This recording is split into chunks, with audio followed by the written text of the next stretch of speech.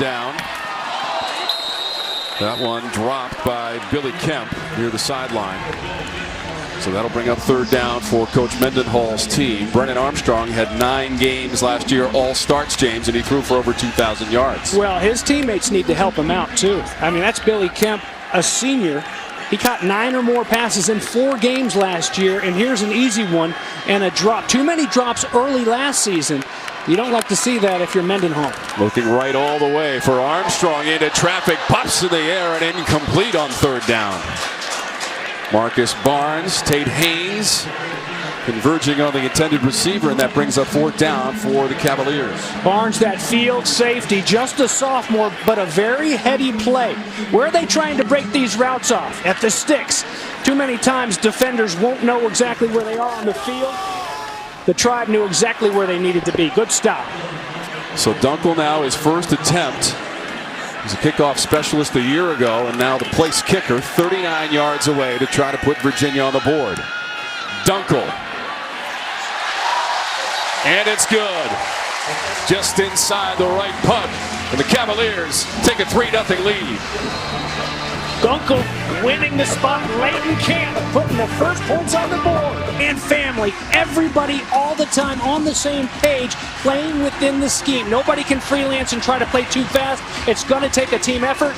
And for the Cavs, reckless abandon. Bronco Mendenhall said, hey, last year I could never even say it. I was too worried about telling everybody to stay healthy. Now they can go out and pin their ears back and play. Mike London in his 13th year as a head coach, 3rd year as the head coach there at William & Mary. 6-9, his record as the head coach of the Tribe. He knows his way around Charlottesville as well, that's for sure. Mike London was the head coach here from 2010 to 2015 and the coach of the year in the ACC in 2011. His team trails 3-0 after the 54-yard punt return from Billy Kemp. This is deep into the end zone, and there will be no return. Let's take a look at our Toyota Impact players, brought to you by your local Toyota dealers. All right, Tom, for the Tribe, Donovan Lester, number 4, the long, tall Texan, guy who once rushed for 200 yards in 1 quarter back in Plano, Texas, 300 yards and a half. He won't go there today, but they need him to make his presence felt and always feeling the wrath of Nick Jackson, our opposing offenses. 105 tackles, 6 for a loss last season. He's special. 1st and 10, quarterback pursued and dragged down. Mandy Alonso around the ankles of Darius Wilson.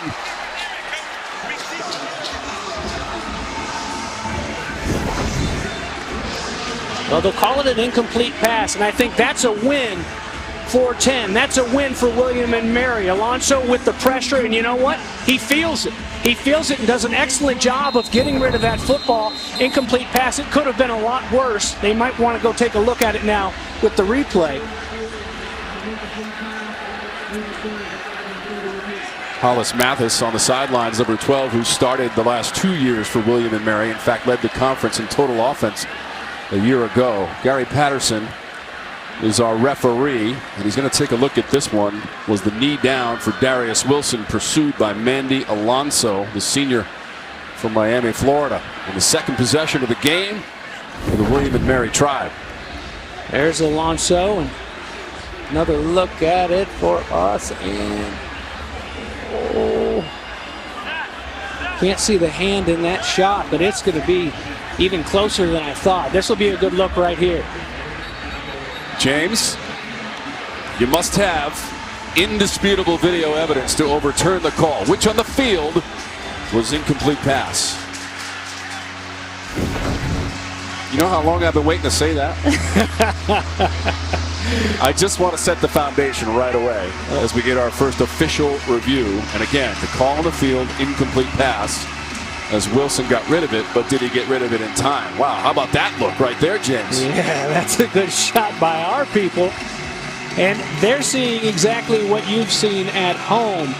The second angle is the best look at it. And it looks like there is a little window where that knee goes down. Indisputable evidence is what you're saying. And that's the rule. But this angle right now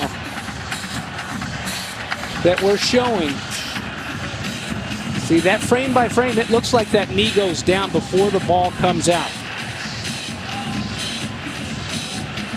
Bronco Mendenhall and Mike London waiting for the verdict.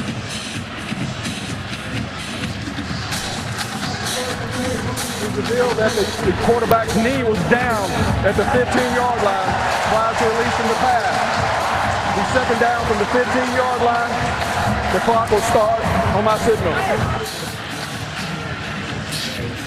Not many rule changes in college football this year. One of them doesn't have anything to do right here, but one of them deals with replays. In replays, they won't worry about putting time back on the clock after a replay unless it's the last 2 minutes of the half or the last 4 minutes of the fourth quarter. Doesn't apply right there, but just one of a couple new rules this season. Loss of 10 on first down for the Tribe. They pitch it, spinning it to 15 and dropped. Kendrick had nowhere to go. Nick Jackson was there. It's only a gain of 1. Just watch the pursuit. So many times these defensive coaches, the angles, the pursuit drills. Yeah, you'd like to clean up a couple of those missed tackles. That was Noah Taylor on the other side, the linebacker, very versatile guy from Silver Spring, Maryland. You got to come under control. You can't get going too fast and run by people, but you got your buddies there to clean it up, and here's a third down and forever. Got to be careful with that football now.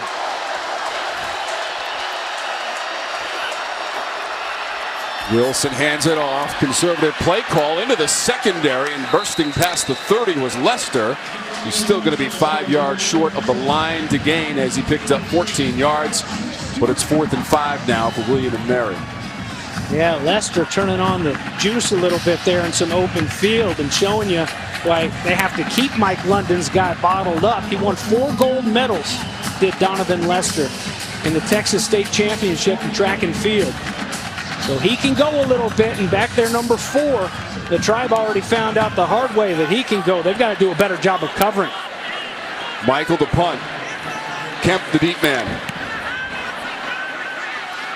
Runs up to meet this one, makes the fair catch signal. And Virginia will start at its own for the Cavaliers. We take a look at our Toyota Impact players. It's brought to you by your local Toyota dealers, James. That might as well be a bullseye there on Jelani Wood's jersey. The big man, 6'7", 265, transfer from Oklahoma State.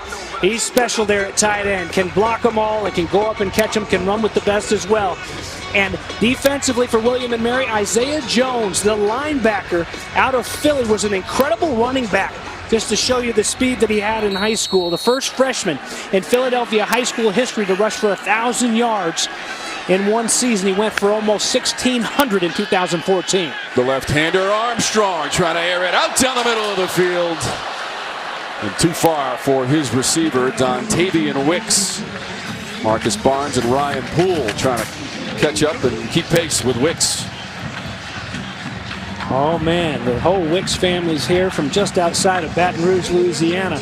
Was talking with his mom before the game here tonight. Awesome lady. I could have said she should have come up to the booth with us. She was so fired up, thinking about them and all their family back home. They haven't had power in about a week now. But boy, would they have been excited to see that. Armstrong, complete. Thompson makes a move midfield, and the William and Mary side of the 50 for Keeton Thompson.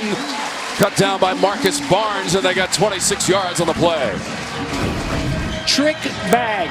That's what they called him in high school, and the nickname is back because he has so many tricks up his sleeve, so many tricks in that bag. And the magic man, Keeton Thompson, just getting it done. Football player, and boy, look at him go. When he gets an open field, he's just leaving people. Here we go again, end around. Not as much here for Thompson, trying to gain the 40-yard line. Got 4 yards on the play. Thompson's another player, James, from Louisiana. He's from New Orleans. And his grandmother, Emma Thompson, had a tree fall in her house. Caused a lot of damage, but she is fine. And he just wanted to make sure we say hello to Emma and hope she's doing well. And everybody impacted by Hurricane Ida, we hope everybody's doing okay and enjoying the first full Saturday of college football. Keeton actually started at Mississippi State. Didn't go too far from home before coming up here to Virginia. Armstrong, 30-yard line, and that one is dropped in the hands of Wicks. And that's the second drop, and Wicks taking full responsibility. And so a rough start for the lefty, and not just because he hasn't been putting it in there. 2 drops, as you mentioned. That time it was Wicks, but it was Kemp earlier. And then he missed Wicks on what would have been a home run ball. Had a few steps on the defenders. That's the next play that matters the most, right? An empty backfield and about 6 yards to go. They got to find those chains and move them. From the 41-yard line, Armstrong steps out of the pocket, spins away from one man, first down and diving to the 30. Brennan Armstrong, creativity at 11 yards.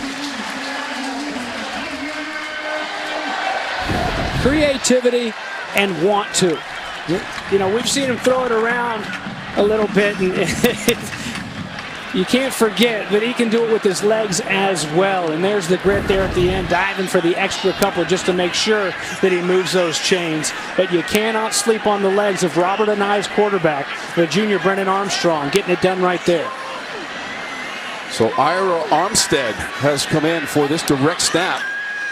He's going to hand it off. That's Armstrong, and he got twisted to the turf. So they go with a little wrinkle, and they lose 8 yards.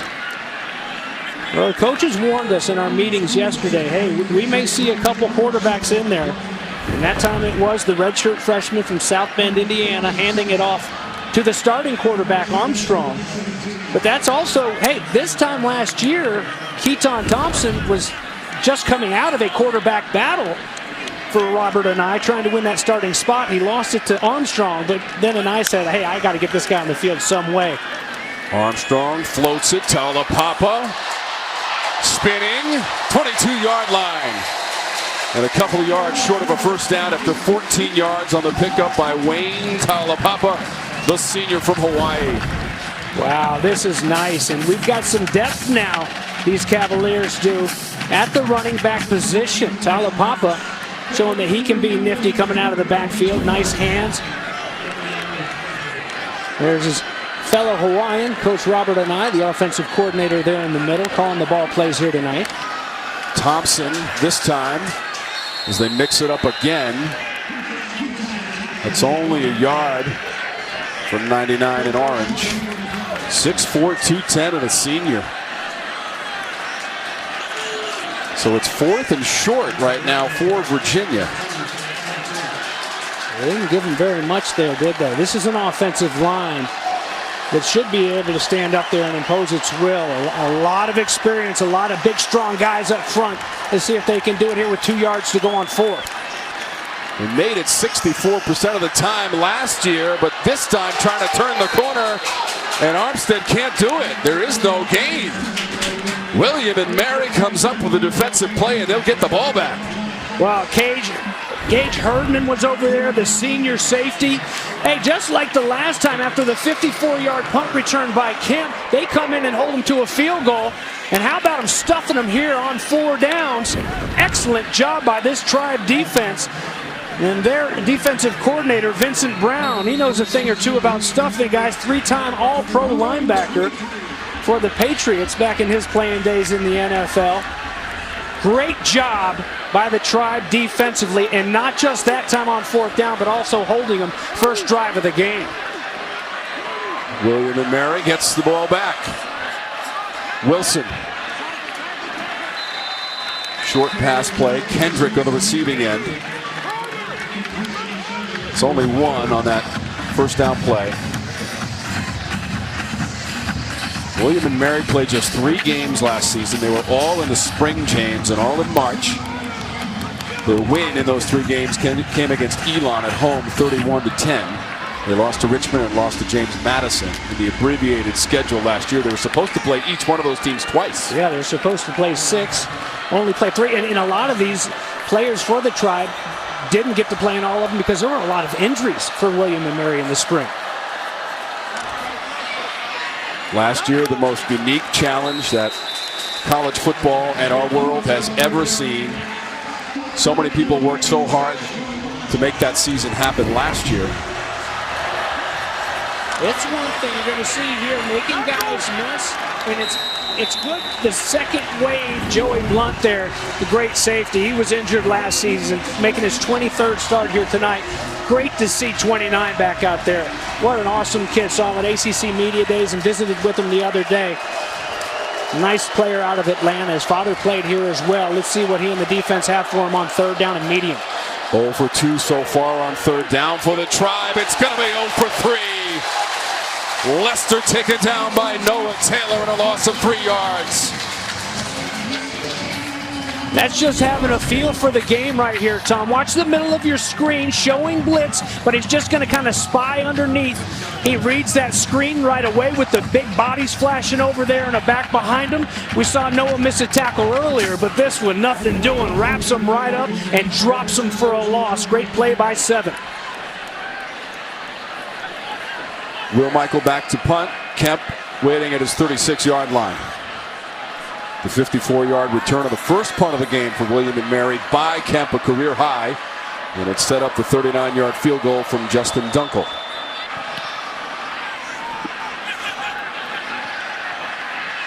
Late signal from Kemp makes the catch successfully near the 32-yard line on a 43-yard punt from Will Michael. See at those media days and showing pictures of their old coach. But Keeton Thompson, at the end of his interview, he looks at that picture one last time and he says, whatever he's got going on there, he's not going to bring me down. And I believe it. As tough as Bronco Mendenhall is, if he got a hold of him, he would do some damage. But I just don't think he could get a hold of 99.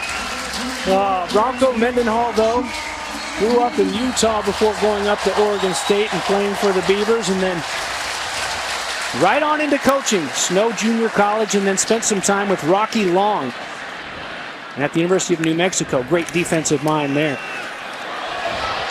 Open space past the 40. Talapapa, first down and close to midfield, out to the 48 for Wayne Talapapa, and 15 yards on the scamper brought down by Herdman. Hey, and the last couple times 21 has gotten his hands on the rock. You think he doesn't have some juice and some excitement, and you think he doesn't feel that depth in that running back room? There's some depth in there now. There's some dynamic players in Hollins, Walker, Darrington. He's putting on a show. Across midfield and a 3-yard gain, Talapapa. Last year, this Cavalier team, 5-5. Talapapa, second leading rusher on the team behind Armstrong, who led the way with 552 yards and 5 rushing touchdowns. He'll sling this one quickly. Talapapa off balance and brought to the turf. Going to be a loss on the play of 5, and it was Tate Haynes out on the edge making the play. Well, Tate Haynes, who ACC fans will know that name, a Boston College transfer. And after things started looking pretty good going forward, that time just a little bit unbalanced and a good read defensively by the transfer Haynes. And now going the wrong way, so it's a third down now and 12. And again, remember earlier on third down, they did a good job of dropping and finding those sticks. Know where you are on the field. Armstrong has to evacuate the pocket. He's got nowhere to go. Congested in that pocket and finally wrestled down. Loss of 5, and the first man on the scene was Trey Watkins. And then help from Will Kiley as well, number 90. Trey Watkins in 2019, the last full season, had 83 tackles. There he is leading the charge. And you know what? The discipline. I've been impressed throughout this first quarter with Vincent Brown's defense, whether it's in pass or whether it's in rush right here. Guys staying in their lanes. Termite and company in the middle did a great job. Fair catch made at the 7-yard line, 52 yards on the punt. And now a message from Works Landroid. Works Landroid Robotic Lawnmower. Available at mylandroid.com. The future of lawn care is here. Kane Everson made the fair catch, and here comes the Tribe and Darius Wilson, the freshman for the Bronx, New York. Insulting the wristband and trailing just 3-0. After that return by Kemp, James, you thought that Virginia would march it right down the field and into the end zone, but that has not been the case. Only 3 points. Well, and this hurts you a little bit right here, too. As a punt returner, you're taught to put your heels at the 10 and let that ball go over your head. This should have been in the end zone and been a touchback. Instead, starting right there near their own goal line for the freshman. Lester on the run. Back to the line of scrimmage. Nick Jackson on the tackle. William and Mary returning all of its starters, James, on the offensive and defensive lines with 78 career starts between them, but unable to establish traction so far in this first quarter. Well, and it was a late scratch, but Andrew Traynor, that left tackle, he's sitting down, the senior, a transfer from Illinois, and it's a freshman there at left tackle, and Charles Grant going up against some strong ones there. And Grant's a redshirt freshman, right up the middle, plowing past the 10-yard line. Donovan Lester. And that's a 5-yard gain for Lester. And now the closing moments as we're about to go inside of a minute to play in our first quarter. A rapid first quarter from Scott Stadium. Nice energy. It's so much fun. I catch myself just looking up at this wave of orange in the stands. The students, the parents, all having a great time. We're in Scott Stadium. It's been an exciting day. You could feel the buzz all around town. This would be a big first down here for the freshman and his offense if they can find a way to move those sticks. 0 for 3 on third down of the game so far for the Tribe. Wilson trying to buy a little time. That's going to come up short near the 15 to Everson. Joey Blunt on the stop, just 4 yards in a punting situation. 4 possessions and 4 3-and-outs for William and Mary. Back in 2019, Everson was a freshman All-American for Coach Mike London, and that time the now junior, just as I talked about earlier, defensively knowing where those sticks are. Offensively, you got to know where they are as well. Know where to break that route off. So we'll have the punt at the start of the second quarter. It's 3 in its 91st season as the home of Virginia football. This is the 484th game played in this facility to open up 2021. So Michael the punt, deep in his own territory. Kemp the deep man. He had the most exciting play of the first half with his return very early in that first quarter. From the 42, tries to get away from the first man, but reinforcements are there for William and Mary. So the punt was 53 yards. The return was a loss of 2. Lucas on the special teams play. Kicking team. 5-yard penalty will be assessed at the end of the kick return. First down. Lucas on special teams. You remember Corey? Was it Corey Haim? Was Lucas on? He was a special teams guy in the 80s. You remember that 80s? One of the Coreys, right? One of them, yeah. What about Brennan? Looking for some offensive sparks. 59 total yards for Virginia in that first quarter, although the Virginia defense did hold William and Mary to just 25 total yards. You look back at the stats from a season ago, James, in total offense, Virginia was 8th in the conference. 423 yards per game.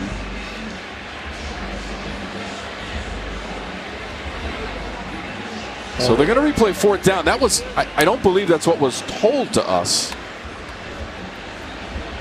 Originally, they were going to assess it at the end of the return, which was minus a couple of yards for Kemp, but we're going to replay fourth.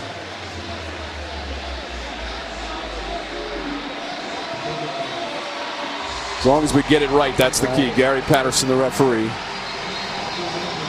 Mike London, the former Virginia coach, back on the grounds.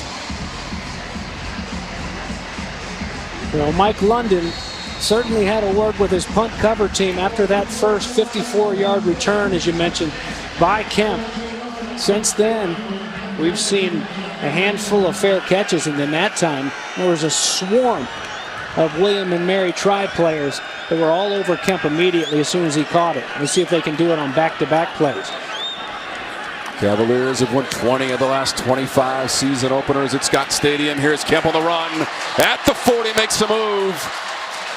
And then he hits the turf at the 35-yard line. 34 yards on the punt. The return was 10 by Billy Kemp.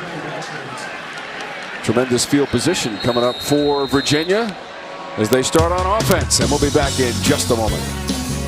Quarterback for the Cavaliers, Bryce Perkins, is in the building, guys. I was hanging out here talking to him a little bit. I said, give me one word to describe Brennan Armstrong. He said tough. They actually talked quite a bit. They talked last night before this game, and he said that you just told him to be really excited and just go out and do your thing. And Bryce said he just wants to see Brennan ball. He knows how to do it, and he loves the player he is, guys. Yeah, Abby, and you know what? It's funny because the first time any of us heard of the term Thorderback, that's Thor, just like the strong man, it was with Bryce Perkins. That's how Robert and I described his quarterback, and it was just because he was the toughest, strongest on the team. And it's so interesting to hear Bryce Perkins pass that label on to Brennan Armstrong, but everybody you talked to, you didn't lose any toughness when you went from Perkins to Armstrong. Armstrong near the 30-yard line. That is complete. Jelani Woods, 6'7" tight end and transfer from Oklahoma State. Coaches were telling us it was an eye-opener for Woods when he was at Oklahoma State, and they get the Pro Football Focus. What does it look like, the projection? And they told him, well, you're a blocking fullback in the NFL. So he knew he wanted to go showcase his talents. He's doing it here. Uh-oh. That ball bouncing around. Looked like Armstrong was able to get back on top of it. Brennan Armstrong with the football for Virginia. Well, and there's a good example of toughness. Sticking his nose right in there. Let's see what happens. That's ruled an incomplete pass, James. That shovel forward by Armstrong. Looking for Rodriguez. Yeah, that's Jacob Rodriguez out of Wichita Falls, Texas. One of the many quarterbacks that we were expecting to see here tonight for Bronco Mendenhall. Rodriguez is a sophomore, I believe.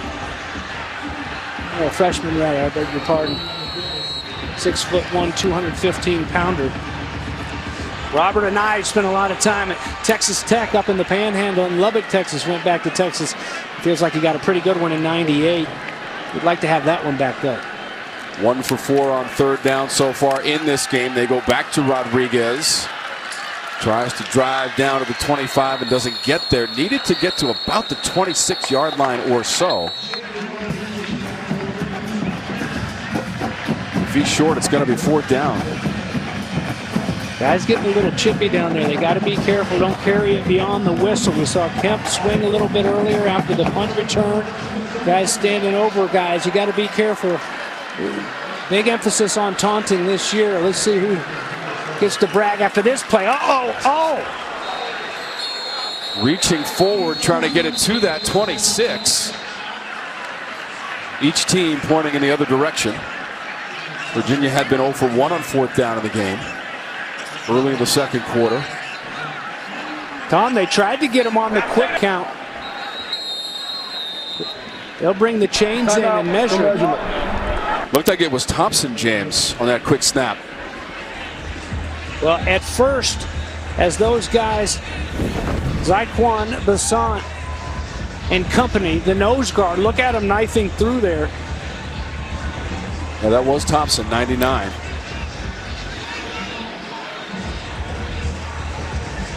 '19 is Kevin Jarrell, the converted quarterback back there first. Boy, this is going to be close. That second effort, lunging forward, trying to put it ahead of those sticks. Wow. 2 fourth down stops and a turnover on downs once again for this William and Mary defense. That is what we were told. This is, hey, last year, the offensive line, we needed to grow this offensive line up a little bit, protect a little bit better, have a better running game. Now they've got the experience. They've got a lot of big, mean, tough guys back. But so far, William and Mary, when push comes to shove, there's Vincent Brown. There's the former linebacker in the NFL, 3-time All-Pro. His defense, they're getting after it here in the first half. Second time they turned back Virginia on 4th down. Now it's Lester trying to string it out. He lost 2.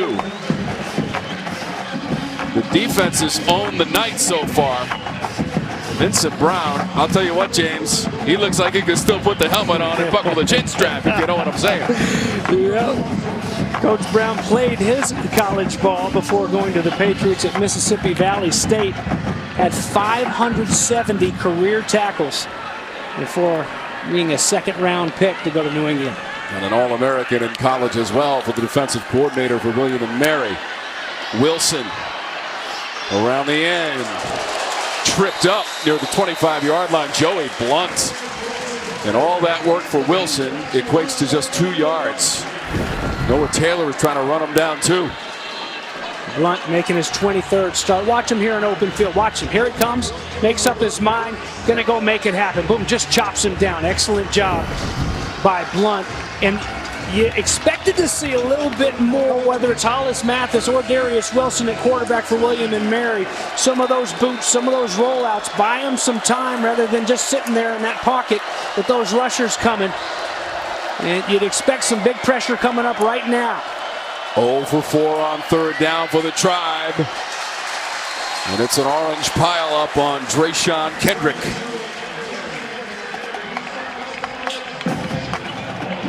Noah Taylor again will continue to say his name throughout the course of the evening. Nowhere to run for the Tribe on 3rd down. Will Michael's going to have to come back out. That's 5 3-and-outs against this Virginia defense. Co-coordinated by Nick Howell and Kelly Popinga. Kemp the deep man. But you knew that already. he's been out there a lot. Steps to this one near the 40, lost the ball. It's out near the 42.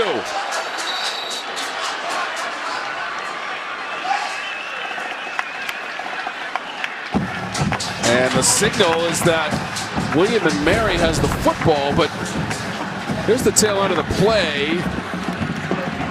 I don't think the right knee was down, James. No, it didn't look like it. He put that hand down first.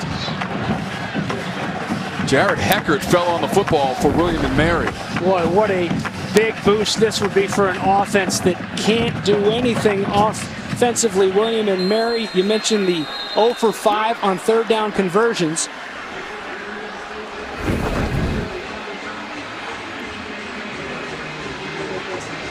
Oh, he lost it.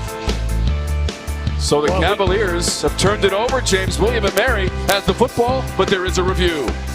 For it with Bronco Mendenhall's team as they'll start at their own 40. We're seeing a lot of players, different players for Virginia, including a lot of quarterbacks, and that includes Keeton Thompson getting a lot of touches, Abby.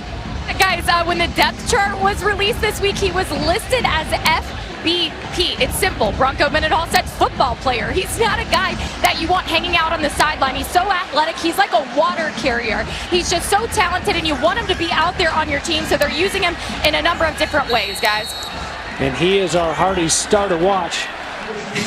Everybody in a white jersey sure is watching him every time he lines up, and he lines up all over the football field, the football player. Armstrong going to the other side of the field, air under it and broken up. And there are no flags. Wicks was the intended receiver. Ryan Poole back defensively.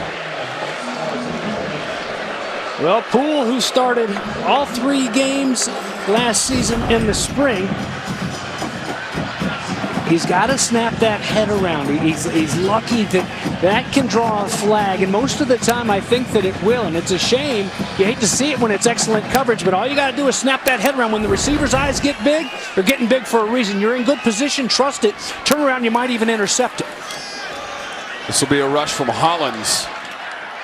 Turns the corner up near the 45-yard line for Mike Hollins, the sophomore. Braden Stibe, number 48, was the player there for William & Mary. 6 yards on the play. Here's the kind of toughness. Watch the middle of your screen. Alua Timmy just driving guys about 10 yards down the field. and still going. That's the kind of toughness we've been looking for out of that offensive line. There they get a few yards, but it'll still be 3rd down and 4. Our defense, remember, that's already shut this Cav offense down twice on 4th down. 1 for 5 on 3rd down. Armstrong through the progression. He's got an open man inside the 40. That's Wicks. Turns and goes inside the 35-yard line for Wicks and down to the 32. Jeanette made the tackle, but not before a 23-yard gain. Wicks on the catch.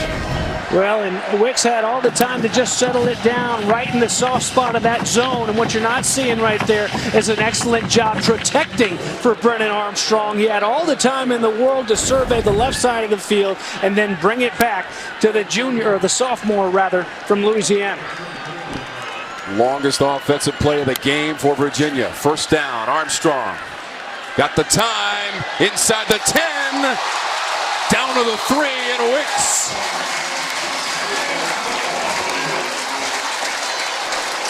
.30 yards, Armstrong to Wicks, 1st and goal, Cavaliers. Well, back to back. We saw him miss him on the deep ball earlier, but he's been right on the money, and that was a pretty throw. The last one was easy there with the big pickup there on 3rd down. This one was a little bit tougher throw, but beautifully thrown football by Brennan Armstrong. Knocking on the door now. To the goal line. Armstrong took it in. Steps in the front corner of that end zone from 2 yards away. Cavaliers touchdown.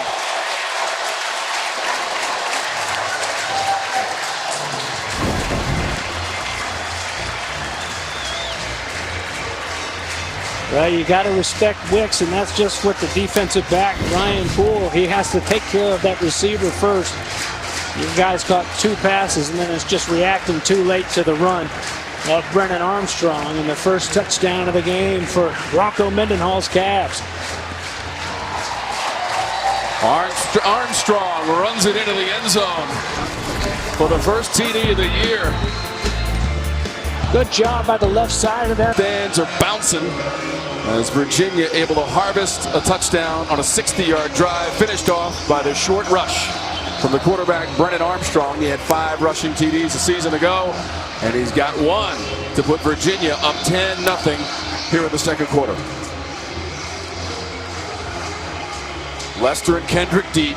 Dunkel to kick it away.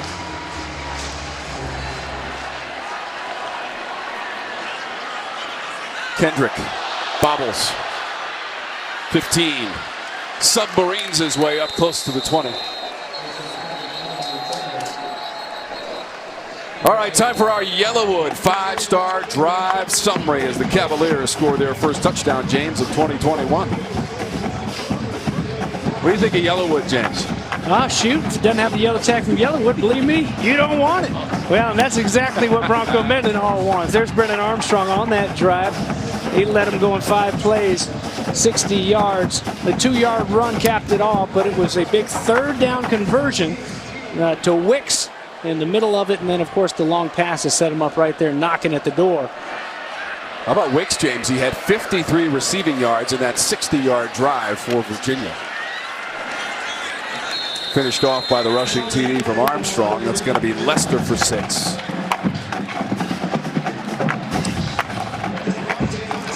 Well, they'll take that, too. It's been tough sledding going right up into the heart of this defense.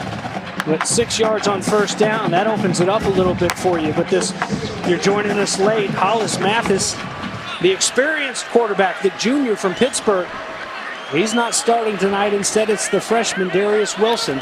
Mathis still dealing with that shoulder injury from last spring. Wilson trying to extend the play. Has to throw it away into the Virginia bench.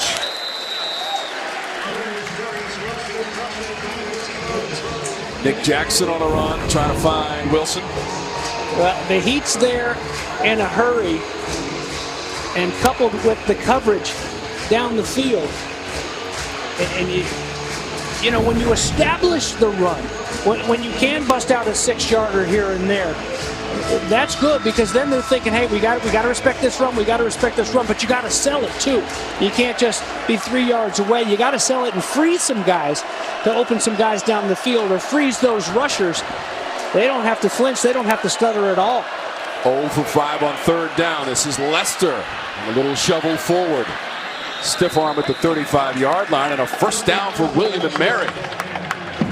Donovan Lester has the first down of the game for the Tribe. Well, Joey Namath, watching number 40, is going to lead the way. Does an excellent job in the open field of blocking Joey Blunt, buying some time for Lester behind him, and they'll move the chains for the first time, thanks in large part to that converted linebacker, the junior from Leesburg, Virginia. Are you saying Joey Namath guaranteed a first down for William and Mary? The chains move for the Tribe.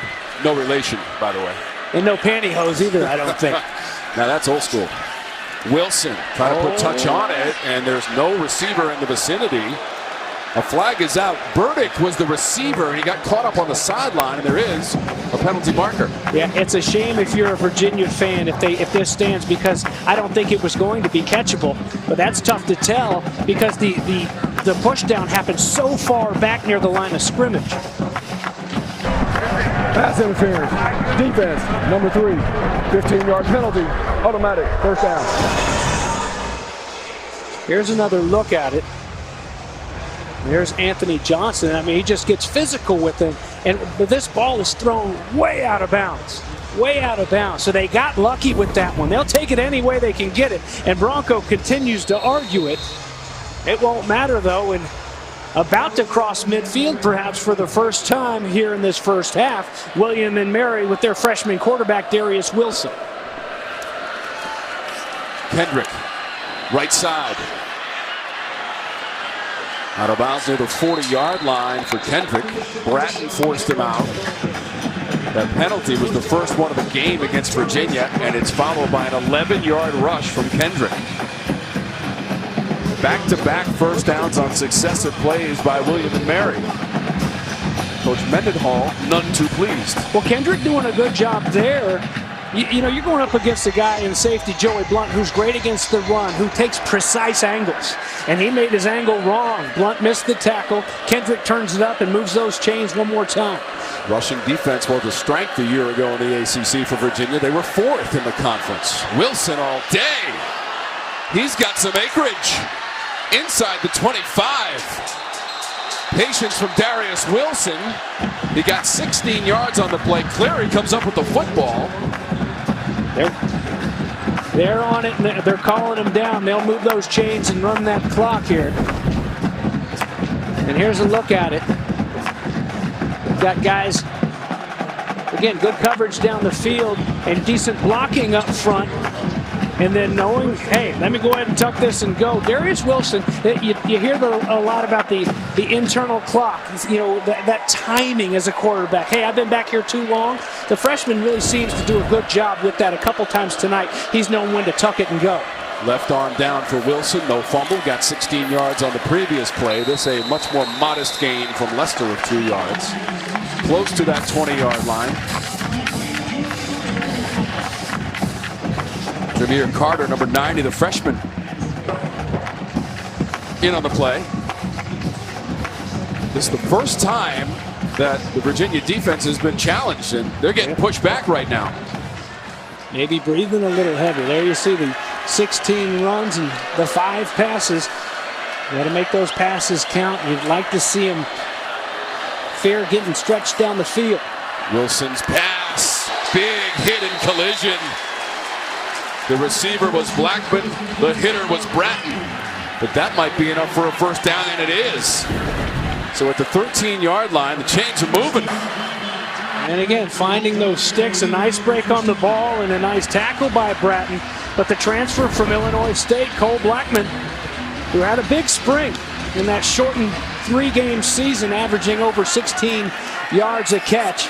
And that's a big catch right there to take him down into the red zone.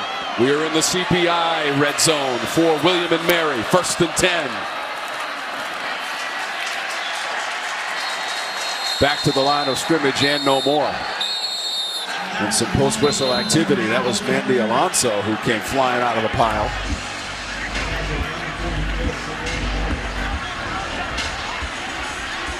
There's big Mandy Alonso, one of 9 super seniors Making his 28th start here tonight. That's a new term we'll have to get used to this year, super senior. Before it was just the people that got discounts at the Golden Corral buffet. Now it's got a whole new meaning. Guys like Mandy Alonso, they tear up that buffet line. Wilson, his avenue was cut off for the moment, didn't panic. They get back to the 10-yard line as we go down to Abby Labar. You guys mentioned the super seniors. When I spoke with Nick Grant earlier this week, I said, what was behind your decision in coming back? And he said, what's really special about being super seniors is that we all really thought about it and came back for one specific reason. Each of us has our own unique purpose as to why we wanted to come back. So when you speak to another super senior, you can tap into that so easily, and you know that there's no excuses to get done what they need to get done, guys.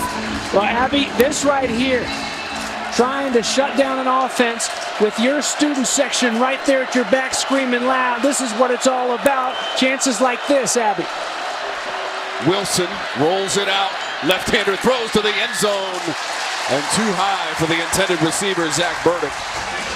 Devontae Cross in coverage, 4th down. Flag comes out. A flag is out as we watch this replay. Big hit right there from Taylor as well, James, but a flag did come out while we were watching the replay. Yeah, big lick by Taylor, and it didn't seem like it was anything illegal coming from the defender. After the play, unsportsmanlike conduct, number 65, offense, 15-yard penalty. That is number 65, first unsportsmanlike. The down counts, 4th down.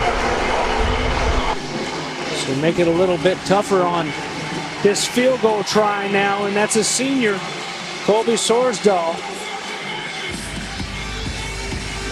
So Ethan Chang, the redshirt freshman from Falls Church, Virginia, gets his first chance at a field goal in the collegiate ranks. And this will be after the penalty from 42 yards away for Chang. First kick this season for Chang. It is no good. So the penalty moved the football back, and William & Mary comes up empty. The shutout preserved, 10-0 Virginia. Mike London's team trailing the Cavaliers. The ocean blue. Well, I think that was 1492. No, but it still rhymes. 1492, yes. No more eligibility for Jefferson or Columbus, for that matter. And Armstrong is back in. He's got plenty of eligibility. And Bronco Mendenhall told us, and I think, James, in a bit of a sarcastic tone, Brennan Armstrong thinks he can make every throw. Yeah. Every throw. Which is good if you want to have confidence in your quarterback, and he has confidence in his abilities. Although that one behind the receiver. Yeah, it almost needed to be the way they're breaking on the ball, and especially after a drive like that last one that ended with the touchdown run by Armstrong. You get lathered up a little bit and finally get things clicking. Remember, early last season, too many drops by the receivers. Early in this football game, too many drops. We had 2 big drops by his receivers, and he missed a couple too. So once they get into a little bit of rhythm, then you want to see what he can do with it. On the run, dumps it off Hollins. Flag comes out. Hollins short of the 30-yard line. Tom, this is going to be a block in the back, I think, by Ryan Swoboda, big right tackle.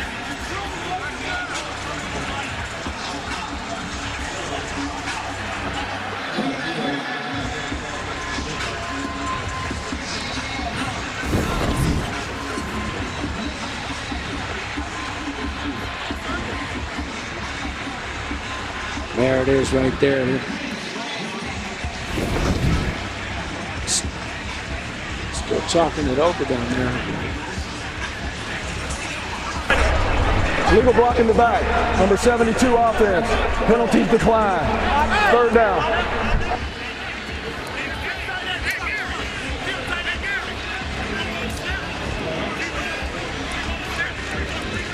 So both teams still with all 3 timeouts. Can Mike London and Vincent Brown's defense get off the field, force a punt? Maybe see Jacob Finn, the punter for Virginia, for the first time if they can get a stop here. 2 for 6 on third down. Catch made beyond the 40-yard line and a first down.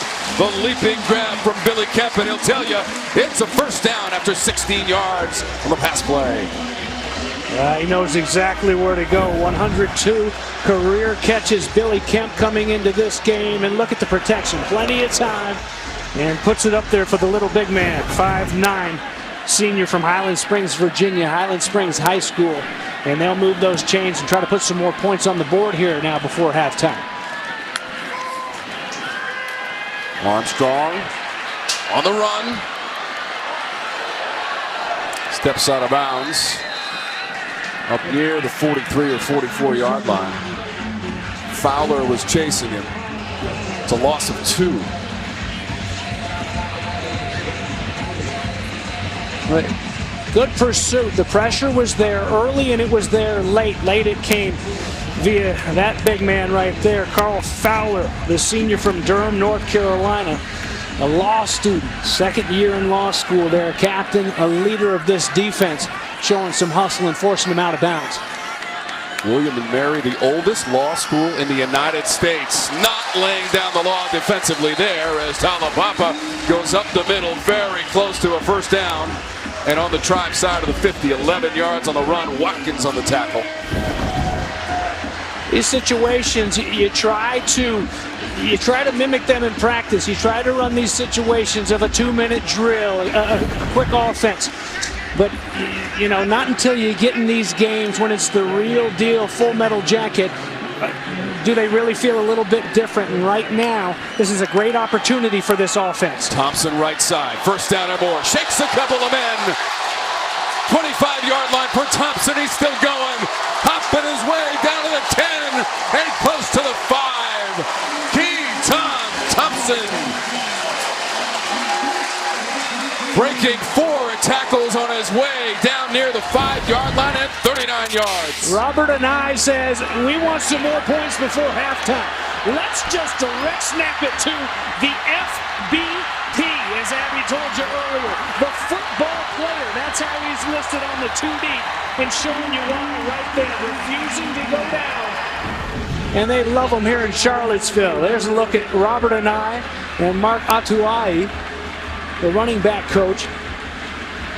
And you know, it's whether it's with Mark or Robert or whoever else, Keeton Thompson, he seems to be with a different offensive group, offensive position all the time. There have been instances after practice when they'll break it down and everyone goes to their coach and he's not sure where to go because he practiced with so many different positions during that practice. He's kind of by himself. Number 99 trying to get all alone in that end zone on that one and almost made it to the paint. Virginia called timeout. Thompson had 3 rushing touchdowns and 3 receiving a season ago. Still trying to catch his breath after that run on that previous play for Thompson. 40 yards. You know, a transfer from Mississippi State, and the word was he didn't fit Leach's air raid system. And so he came here and had a chance to win the starting job at quarterback.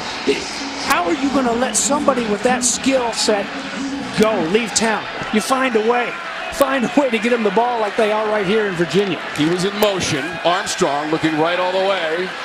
Has to make a different choice, put some touch on it, floats it to the end zone. And you might classify that one, James, as a little bit dangerous, throwing it down at the goal line. Well, you'd like to think, but you do have a nice big safe target in the tall trees of Jelani Woods, 6'7", 265 pounds. But the good thing, too, again, a William and Mary defense that has played pretty good football here in this first half. They know, too, what everybody else in the stadium knows. Who are you going to try to go to? Kevin Gerald knew it. They'll run it up the middle near the 5-yard line with Talapapa. 2 yards on the pickup down near the 5.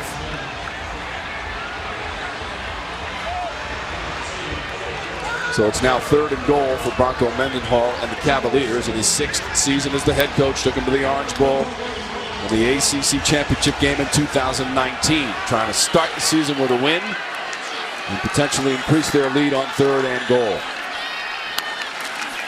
Armstrong, end zone. Touchdown, Virginia! Henry on the grab, and he beat Tate Haynes in the back corner of that end zone. A 5-yard TD grab.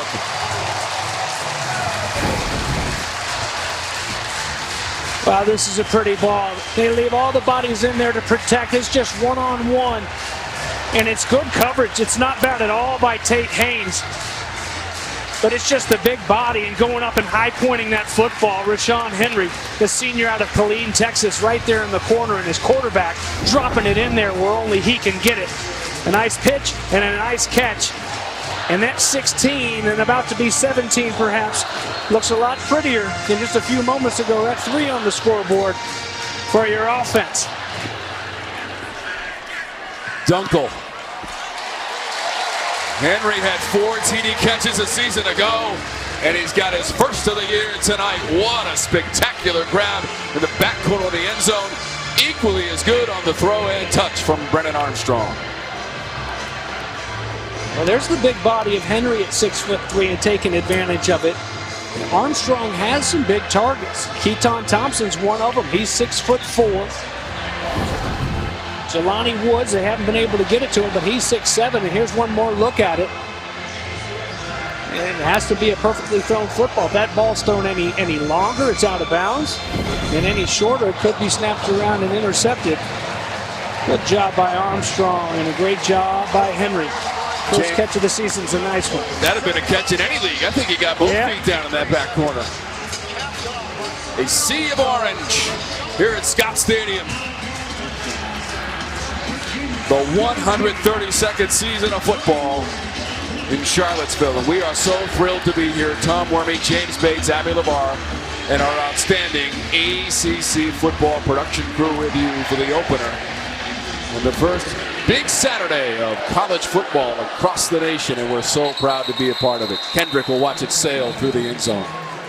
75 yards on the drive for Virginia, 9 plays, and the catch by Henry. During that drive, James, 3 third-down conversions for Coach Mendenhall's team, and they punch it in the end zone. A little bit more like it, says Bronco Mendenhall. Talking about that reckless abandon, just getting after it and flying around, not thinking too much. There were thoughts going all different places last year in the 1-4 start. And unfortunately for Virginia, it was a 4-1 finish to even things out. But a lot of times, you're not just thinking about ball plays, you're thinking about your next COVID test, you're staying healthy, a lot of things off of the football field. It's nice to be able to just get out there and go and play.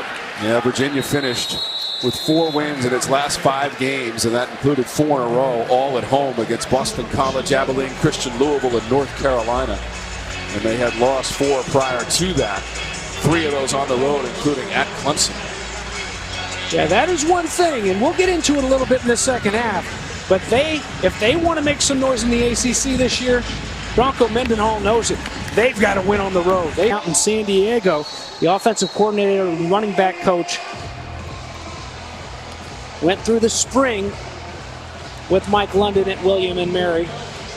And they'll have to hand it over to Vincent Brown's defense and rely on them to get a big stop before they get the ball back in the hands of the freshman quarterback and the Tribe. Hollins, the deep man, bobbles it at the goal line, picks it up and runs. Hollins down the sideline, gets pushed at the 35. He's still going. Hollins all the way to the end zone. There is a flag all the way back at the 15-yard line. A penalty marker at the 15 at the very beginning of the return by Hollins. And it is coming back. Wow.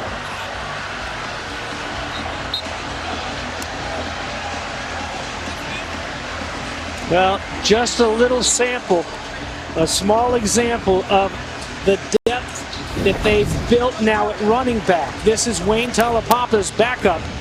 Hollins, there's the block in the back, unable to let up, and right there in front of the official.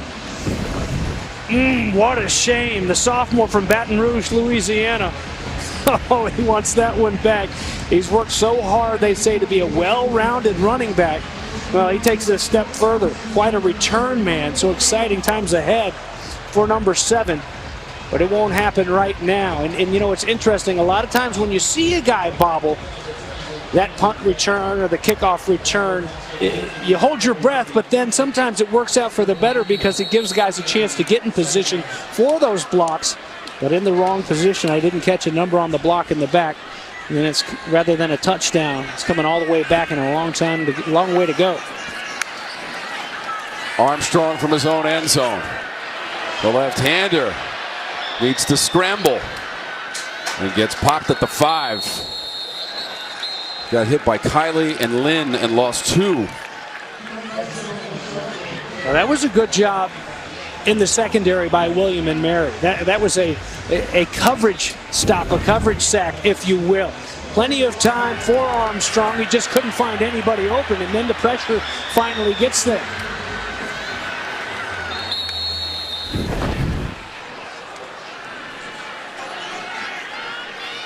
Second down from their own 5 for Virginia. Armstrong back into his end zone. Couple of pumps. It's Billy Kemp with the grab beyond the 15. Oh, watch this. Okay, Mike Hollins is going to come out in the flat from his running back position. Watch the bottom of your screen down on the sideline. Down here, watch Kemp, who's going to jump up and down. Here I am. And finally Armstrong sees him and dumps it off to him. Nobody within 15 yards, and they'll make it a 3rd down and short now. Got 11 on the previous play. Handoff. Hollins. It's going to be a little bit short, potentially, for Hollins. His very first career carry was against William and Mary James in 2019, and he took it to the house from 9 yards away. Well, and remember, 0 for 2 on 4th and short, Virginia. This is going to be another 4th down and short. And maybe you get up there and try to draw them off sides. The defense, it's very hungry. They'll bring the sticks over across the field and measure it. It certainly looked like initially that it was going to be about a yard shy. Hollins had 2 TDs in that game in 2019 against William and Mary as they measure a 52-17 win here at Scott Stadium a couple of years ago for the Cavaliers. Going to be a little bit short here. Yeah, and they've got the punting unit out there. This is, you're up 17 points. They've stopped you twice on 4th down. If this were up near midfield, I'd say absolutely, because that's one thing that if I'm Robert and I and that offensive staff, that's one thing that you have to go in there and say at halftime is, hey, are you kidding me? We're supposed to be this much tougher and stronger, and we can't get up there and power our way to 1 yard or 2 yards on 4th down. That is what we've worked so hard in the offseason to do, but not when it's back inside your own 20, when you're up 17 and you've had an offense that's had a tough time moving the football. So here comes the Florida Gator, former Florida Gator, the transfer, Jacob Finn, out of Jacksonville's Paxson School. Everson is deep at his own 35-yard line.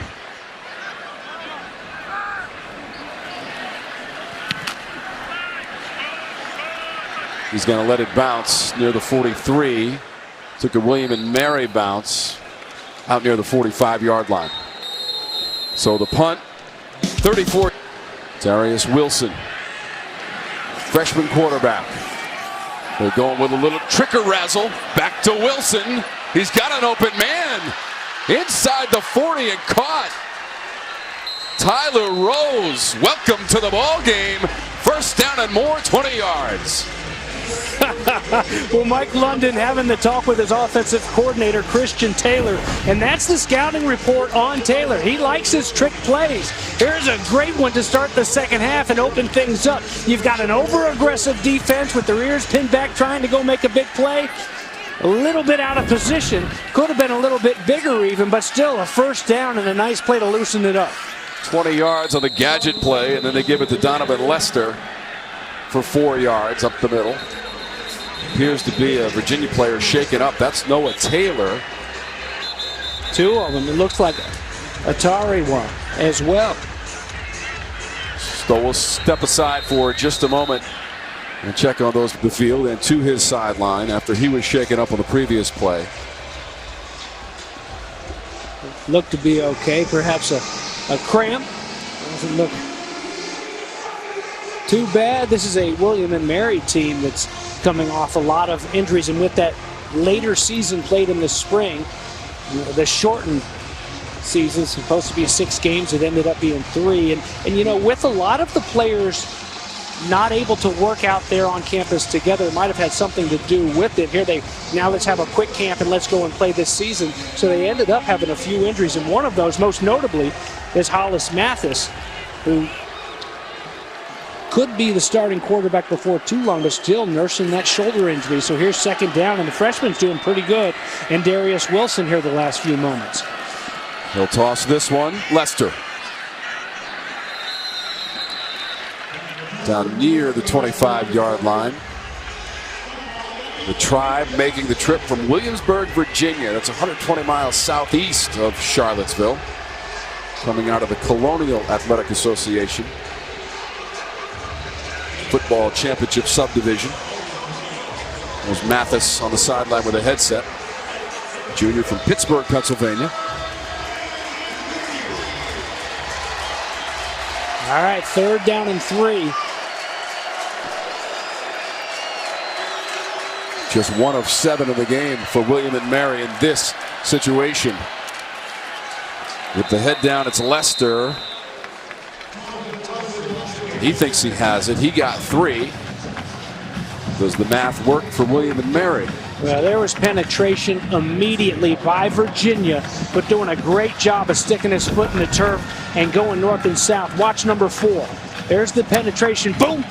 Puts his foot in the ground and just bulldogs it and tries to find a way to get there to the first down marker, and it looks like he's about a yard shy. So Virginia, let's see if they can get some payback now on a 4th down stop.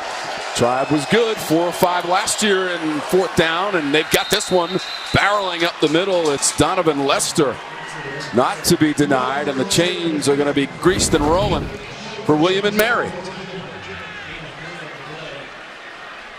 An excellent job by that Ryan Ripley-led offensive line for their offensive coordinator, Christian Taylor. But Ryan Ripley is one of 3 60-year seniors who were supposed to start on this offensive line. Remember, Andrew Traynor, the left tackle, unable to go tonight, so it's a freshman and Charles Grant starting for him. But Dan Evers over there as well at left guard.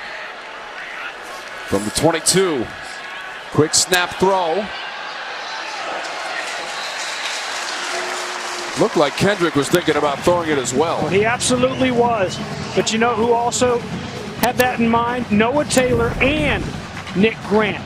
Watch number 7 and number 1 immediately. They're not fooled. They see the guy streaking back into the end zone. Turning and going is Nick Grant. Nobody to throw it to, and it's a good job by William and Mary to just eat it and live to play another down instead of turning it over, throwing it into coverage. But Taylor and company not afraid of the razzle-dazzle now, but going the wrong way on that one, unlike the first play of this second half. Loss of 6 on the previous play. Screen pass. Wilson to Lester to the 15-yard line. And just shy of the marker as Nick Jackson made the tackle. Well, a nice little play. Buy him some time. Rolling the other way in the lefty. Patient. See the patience. He's got to be patient and let it set up. Let those big blockers get down there, and then Lester knows what to do with it. Nice play call there by Taylor, and a nice job of executing it by Wilson, Lester, and that offensive line. Here's another 3rd down and short now.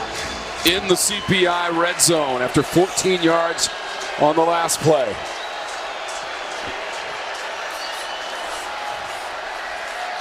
Wilson. Nearly intercepted at the 5. Blunt almost had it. Blunt over there in a hurry, and I'm not sure if Wilson was trying to throw it away or if he was trying to hit Lester, who eventually turned that what looked like a slow developing wheel route up. Nonetheless, it hits the turf, and let's see if they can go 2 for 2 on 4th downs. This one a little bit more meat on the bone. Looks like about 2.5 yards as the freshman from the Bronx, New York, Darius Wilson, brings him to the line.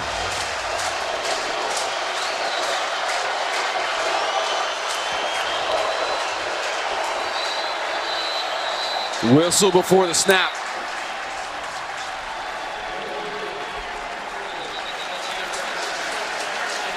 Penalty is against William and Mary.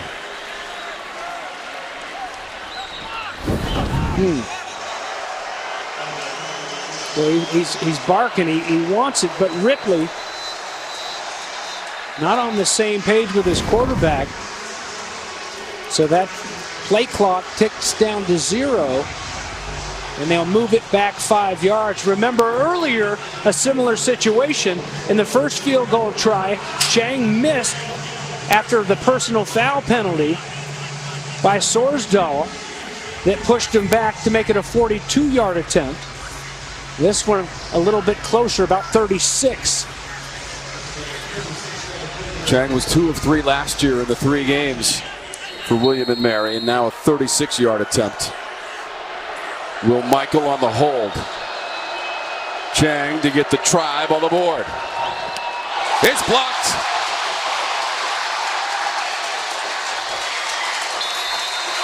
Cavaliers with the block of the Chang field goal attempt from 36 yards away.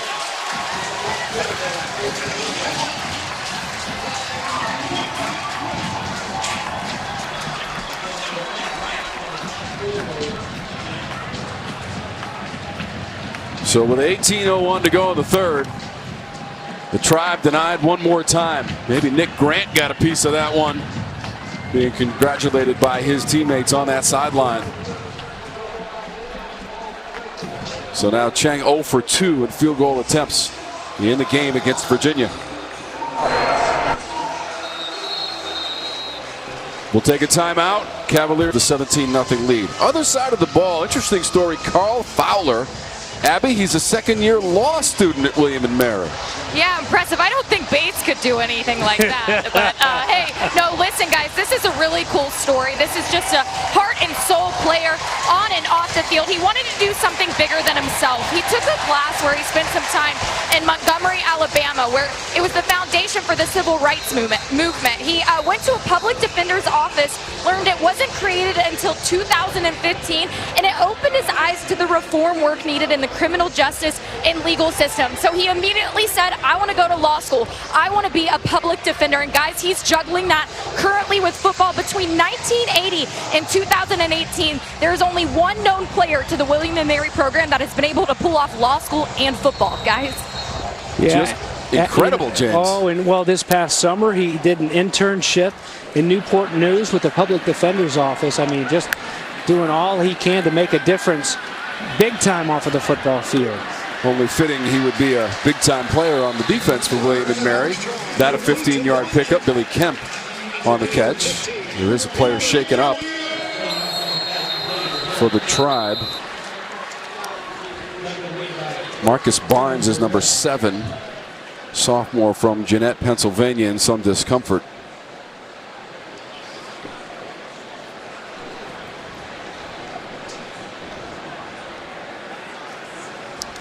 So that field safety has made a handful of pretty good plays for Mike London's team. Hope he's okay.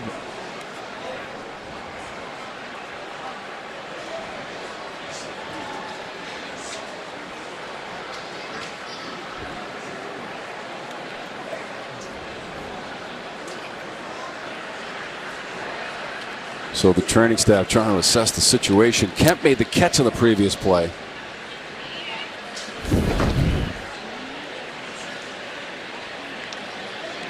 Barnes is making the tackle. Kind of an awkward hit on that shoulder. He's...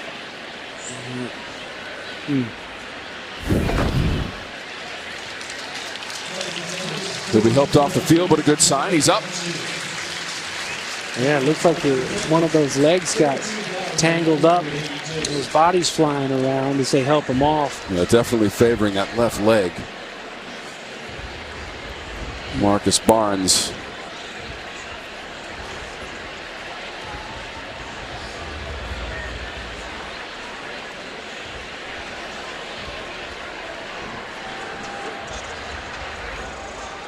Hopefully William and Mary can avoid a lot of that this season. I saw too much of it in the spring. They have a game next Saturday at home against Lafayette at Zabel Stadium in Williamsburg, Virginia. And their first conference game will be September 25th at Elon. And that's the team they beat in those 3 games in the spring last year at home, 31-10. Third year for Mike London. He's also the head coach at Howard University, 2017 and 18. And these teams will play the season opener in 2023 as well, right here at Scott Stadium. Armstrong floats back. Now sends it down the field with an open man. That is complete to Starling to the end zone. Dammick Starling on the catch from Brennan Armstrong, and they connect for 65 yards.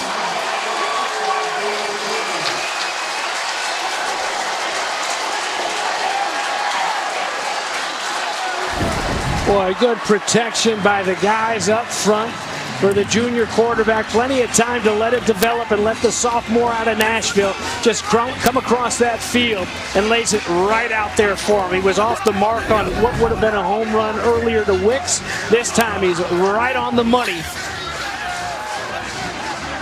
And the fourth side, the fans and the support over on the sidelines. Jazz right now as they put another touchdown on the board, spreading the love a little bit right now. 2 plays, 80 yards, 33 seconds. Cavs in the end zone. 65 yards on the second TD toss of the game for Brennan Armstrong. This time to Starling, who had 1 TD catch last year and just 4 total catches.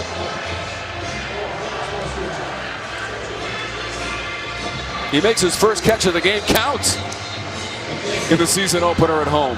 Well, wasn't it Rayshon Henry's first catch of the game as well when he caught the touchdown right before halftime? And you're starting to see why the people around this facility have said, hey, Robert and he's pretty happy. And he doesn't always like to show that emotion, happy-go-lucky, but he's happy because he's got a lot of weapons. And he's got a quarterback that can get it to him.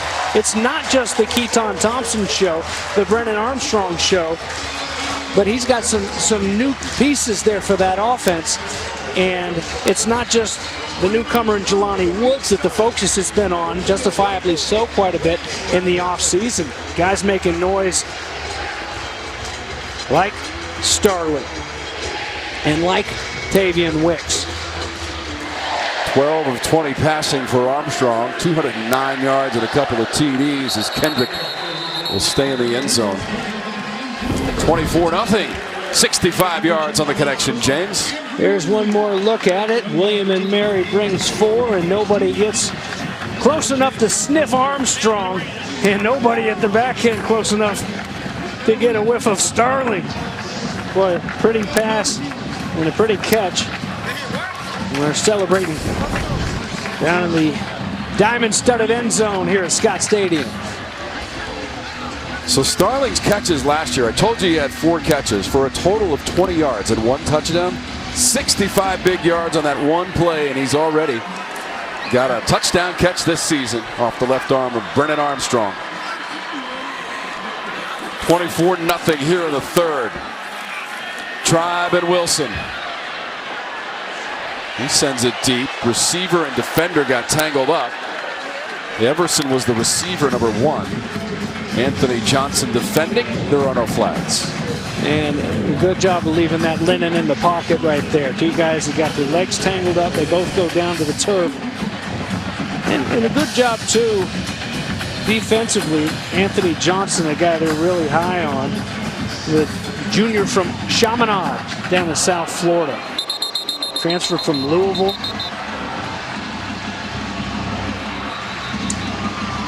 Just staying on top. Keep that lid on it. Don't let anybody run by you. Number 3 makes it look nice and easy right there. Anthony Johnson, who if he wasn't playing football, he says he'd be a professional bass angler, catching those peacock bass down there, South Florida. On the snap, 7:21.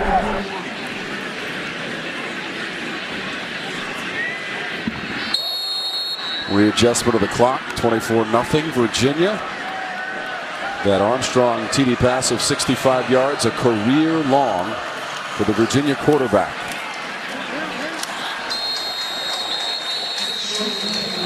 Kendrick for 3 yards.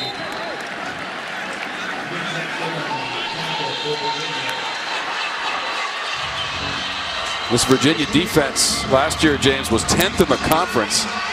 They allowed 443 yards per game.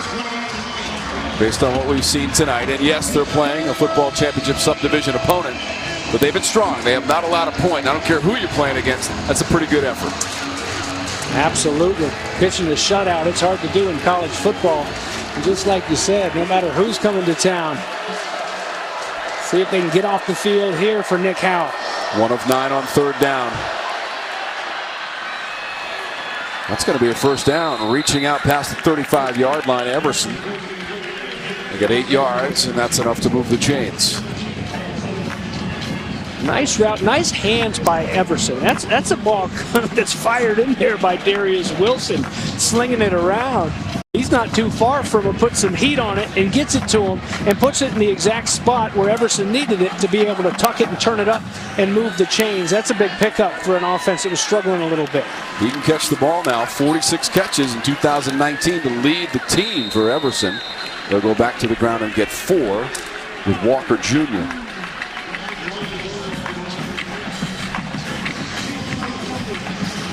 Anytime a visitor, though, comes to Scott Stadium, James, tough to win here, especially the last 2 seasons. Virginia's 12-1. The only loss came against NC State. They've won 17 of their last 19 games at home.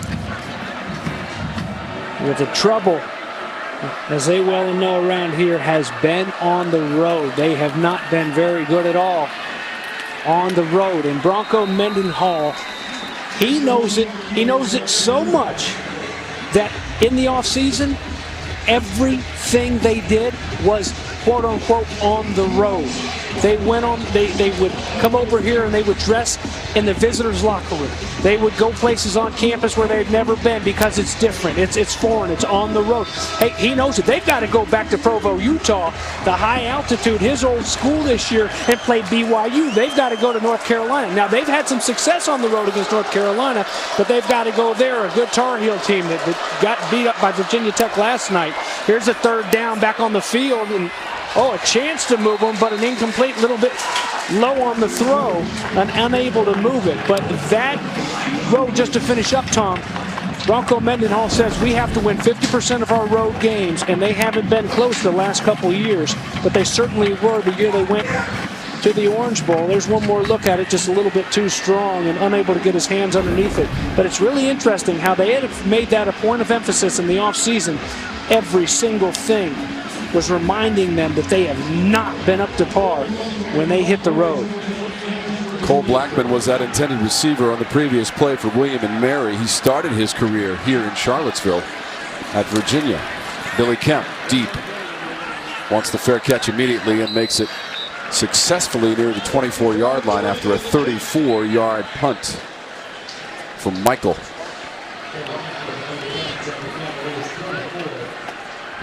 That game against BYU, James, will be October 30th, and that's in Provo, where Coach Mendenhall used to be the head coach at Brigham Young. All right, the Fresh Market, discover the best quarterback comparison. Wilson and Armstrong, James. I didn't know they were both redheads. There you go. That's a good comparison. They're equal there. But other than that, it's been a pretty good day for Brennan Armstrong. And I don't think it's been a bad day at all for Darius Wilson. The freshman, I think, has done an excellent job of standing in there and standing his own. Just a freshman when everyone thought that Hollis Mathis was going to come in here and be the starter, the junior who has quite a bit of experience. Brennan Armstrong will apologize to absolutely no one tonight as he throws another completion. Ryan Poole, he'll be the player down for William and Mary near that 45-yard line. Junior from Annapolis, Maryland. Virginia got 12 yards on the previous play and the catch by Kemp. Kemp has 4 grabs in the game for 55 yards. leading receiver yardage-wise as they attend to Ryan Poole as we check in with Abby. Yeah, guys, Jelani Woods was down here on the bench for quite some time. They were giving him some mustard, cutting his tights off. I think they thought maybe he was cramping, but now I just saw him go into the medical tent, so I'll keep my eyes on what's going on with him. Yeah, giving him the old mustard, huh? I guess that's for the. We've seen a lot of this. It's steamy here tonight, and this roll looks to be a cramp as well. But I've heard of pickle juice, but I didn't know they gave mustard.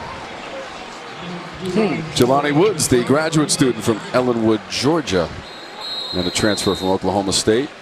Coach London's team trailing at 24-0 here in the third. Inside of 4.5 minutes to go. So glad that you are with us. Tom Wormy, James Bates, Abby LeBar on the sidelines, along with our outstanding ACC football production crew. That is behind the receiver, but caught by Wicks. How about that adjustment to the football? Yeah, that was a good job. Way to go back across the body and pluck it. You know, it's catches like that. Brennan Armstrong, he's a good quarterback, but he's not always going to be perfect. You've got all your momentum coming across, and to be able to focus on that football, go back and catch it, excellent job by the sophomore. 18 yards on the play. First down, Virginia. Over the middle, Thompson. Trying to drag a couple of white shirts with him, and forward progress has him at the 35, and that should be a first down after 11 yards in the pass to Thompson. You know, Tom, that's probably why I haven't cramped yet. I had mustard on my 2 trips to Bodo's Bagels today. I noticed. It's on your shirt, by the way. I didn't want to say anything, but yeah, I think that's it was a spicy mustard that's kept me from cramping here tonight. Good. Glad to hear it. Although here we go again now. The temperature, it's not overly hot. 73 degrees right now. So more weather from Abby. Hey, that's what I'm doing down here. It's a pretty humid, actually, and I don't know if it's because of all the people packed in here. We're not used to it. They've got a lot of fans blowing, but there's definitely some moisture, humidity in the air. 71% humidity. But how long have these fans waited, though, James, to bust through the gates of Scott Stadium and occupy the hillside behind the end zone? And it's all orange inside the building tonight. So glad that we could bring it to you. This is just one of 13 weeks for me and James and our production crew. It's going to be a fun season. I'll tell you what, James, up the middle, Rodriguez.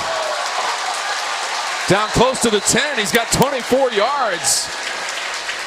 How about the 1-2 punch of Rodriguez and Thompson, 98 and 99? Yeah, a little bit of wiggle for 98, an odd quarterback number. We're used to that here in Charlottesville, but an excellent job. And this is exactly what Robert and I said happened with Keeton Thompson. You know what? He didn't win the starting quarterback job last year, but I'm not going to have him on the sideline standing next to me. He's too good of an athlete. He feels the same way about Ira Armstead and Jacob Rodriguez, 2 backup quarterbacks as well. Here he is again.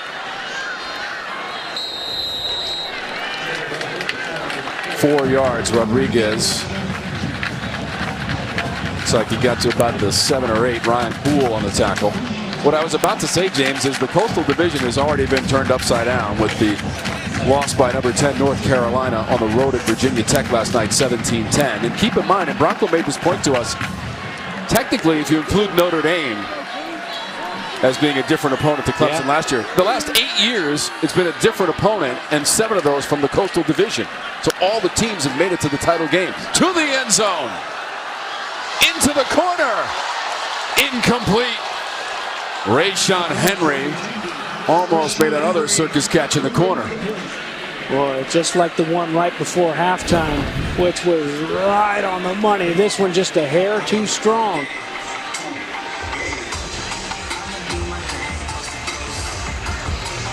Wow, that right toe is going to be on the white. That's a good eye by the official. It's about as close as it can be. If he tries to just tap that toe, he's in perhaps, but he went flat-footed, and I think he got a piece of that boundary. 3rd and 7 to the goal line, incomplete. Thompson had a chance at it, couldn't hang on. Prior to those 2 incompletions, Armstrong had hit 7 in a row to get him down inside the 10-yard line. Come on, football player. We need you right here, says Brennan Armstrong. He's not going to like watching that one. No, he's too good of a football player for that to happen, and he knows it. He knows it. Could have been 7. He'll shake it off. And here goes another field goal attempt. So this from 25 yards for Dunkel, who's already made from 39 back in the first quarter.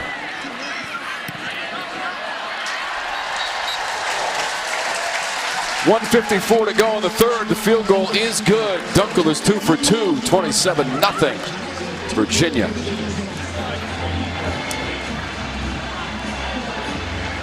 Don't forget, coming up, it's the fourth, presented by CPI Security. With 1:54 to go in the third. The fourth is next. Presented by CPI Security. And actually, the title of that is a bit of a hint as to the content of the fourth. Coming up in the fourth. And so are all these shots of the other side of Wahoo football, if you will. Cavaliers flying the colors high tonight. It's Jack Black. That's not Jack Black. Nacho. Little bit like a young Jack Black. You know what you need on a night like this? Some high quality H2O on those sidelines. 27-0 high quality from Virginia. Bit of a slow start though, James. It wasn't until late in the second quarter when they broke through offensively. Yeah, they seem to really have the machine revved up right now, though, offensively and defensively. They will host Illinois next week. In just the third all-time meeting between the programs. They're 0-2 against the Illini, and the previous 2 meetings were bowl games. So the Big Ten rolls into town next week.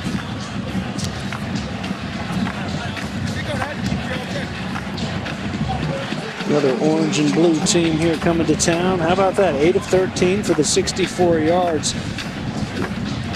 Not bad at all. When you look at, there hasn't always been a whole lot of a run game here for William and Mary throughout the night.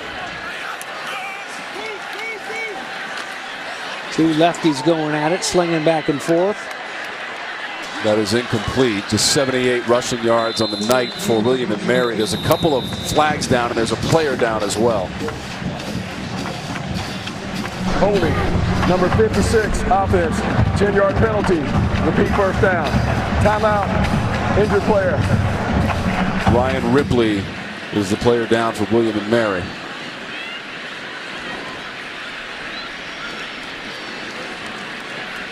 Well, this veteran group up front, they'll take a look. Again, they pushing those toes back. Gosh, this is, I mean, we've seen too many guys with these cramps, and we talked about it. Yeah, it's humid, but you got to make sure that you're hydrated and I guess full of mustard, according to that injury report there from Abby earlier. But this is a senior, and Ryan Ripley, the senior captain, right there at center. One of 3 6-year seniors on that offensive line. And we've already told you, Andrew Traynor, who actually started his college football career at the University of Illinois, he's on the bench tonight with an injury. So Charles Grant started for him. And let's hope this is just a cramp for Ryan Ripley. Mike London was the head coach in 2019, the last meeting between the teams. Good to see Ripley up and jogging under his own strength to that sideline. Well, London, he uses it as an opportunity to coach up his offense a little bit. He doesn't want to come in here and, you know, and leave with 0 points on the board. Yeah, he's a defensive-minded head coach, played defensive back at Richmond back in his playing days. Coached a lot on the defensive side as a defensive coordinator. Uh-oh.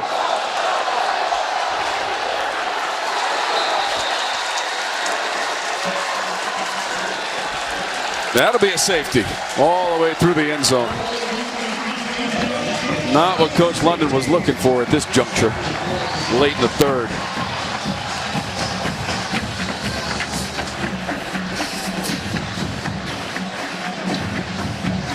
Well, and we just saw Ryan Ripley go out, and there's the first snap from the new center. And you can tell it's not a sixth-year senior there anymore. And over the hands of the freshman quarterback, Darius Wilson. So feeling the effect of the injury right away. And that's tough.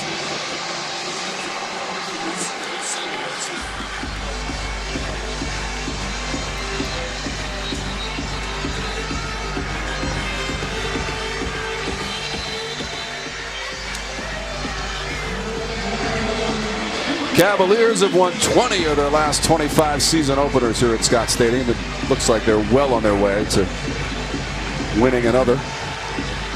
77-21-7 all time in openers at home for Virginia. Bart Francois was the new center and sent it into the end zone for the safety.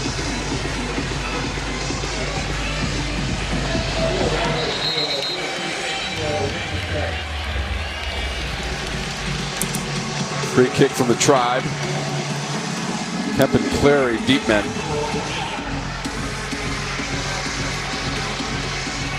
Will Whitehurst kicks it away. Kemp. 45-yard line on the return. 13 yards.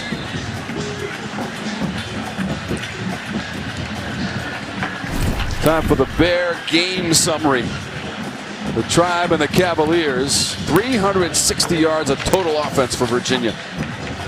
Well, look at the average yards per play by Virginia, almost 8 yards a play compared to the 3.5 yards a play for William and Mary. And then getting it into the red zone, we've seen a couple penalties really cost William and Mary when they get it down close. That the Bear game summary.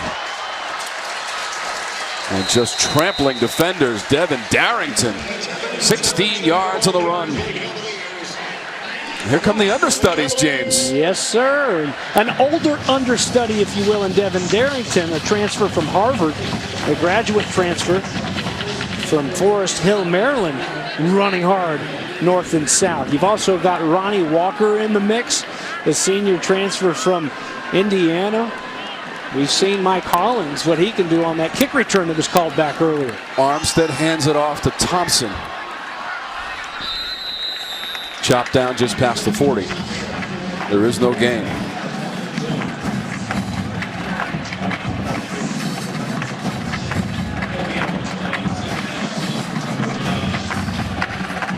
Just 40 seconds to go now in the quarter.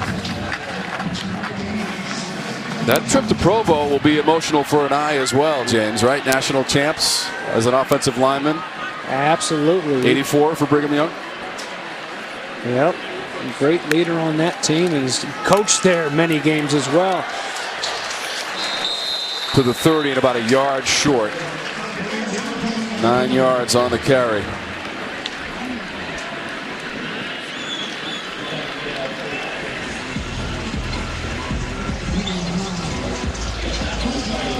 Final seconds of the third. Virginia in control. 29-0. Cavaliers head to the fourth with the lead. As we've come to the end of the third. Tribe and Cav through the back of the end zone. As we start the fourth, 29-0. Cavaliers in front. Armstrong stepping forward and throwing down by the 10. Caught and inside the 5. Rayshon Henry, he's got a TD grab in the game, and he just picked up 27.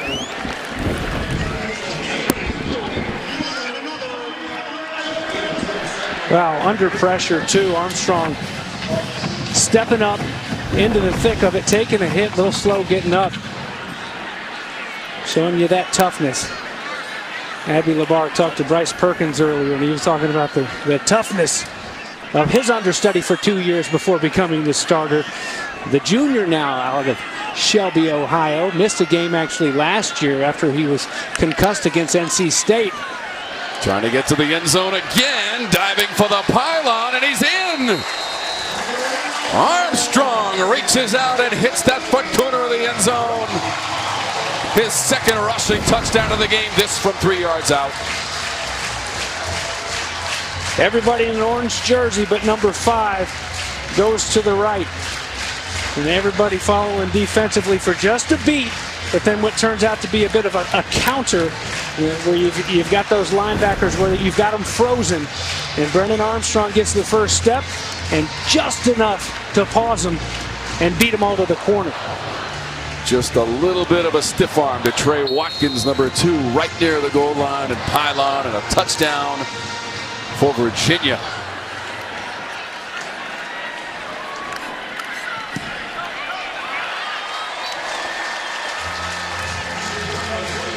$36-0. All right, for Brennan Armstrong, the dual threat quarterback, the junior from Shelby, Ohio.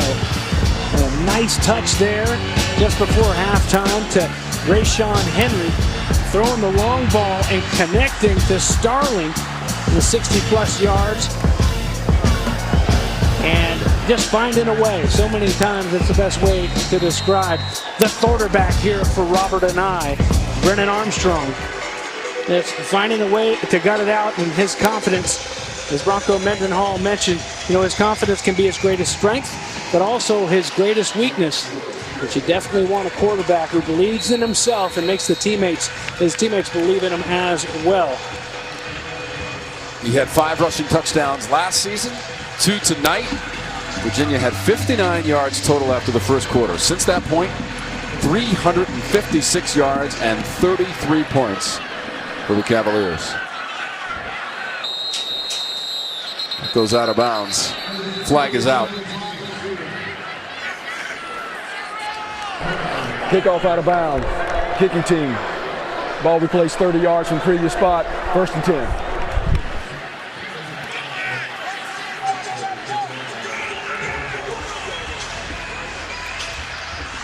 Bronco Mendenhall's team well on their way to victory. And James, while we have a second, Bronco told us the story about his mother-in-law, Joan. Oh. So Bronco's wife is Holly, and her mother, Joan, is 83 years old, spends a lot of time in the outdoors, hiking, running. Holly's from Montana. That's where her mother still lives. She fell on a hike some 300 feet and stopped by a downed tree and survived, had rib and neck injuries, but Holly is out there with one of Bronco's sons attending to Joan, and we want to wish her the very best. I mean, incredible that she survived and so lucky. Broken vertebrae, broken ribs, and I want to say, and here's the guy in Bronco Mendenhall that, his players, he has a lot of sayings, and one of them that he goes around practice when someone's on the ground, he says, "I can't save you, I can't save you." So that's his rough and tough mentality. But when he was describing who probably is one of the tougher people he's ever been around, because he says his wife Holly is very tough too, but 83 years old to go 350 feet down a mountain, and they're there helping her. So you're absolutely right. We're thinking about you, Miss Joan. Yeah, we wish her the very best as Wilson takes off and has a first down. He gets upended before midfield in 10 yards. Oh, by the way, Bronco has 3 sons. They're all out of the house now. They used to help him with the farm and the ranch and they're all empty nesters all the now. acres he has. And what did he tell us? He said, "The kids are out of the house.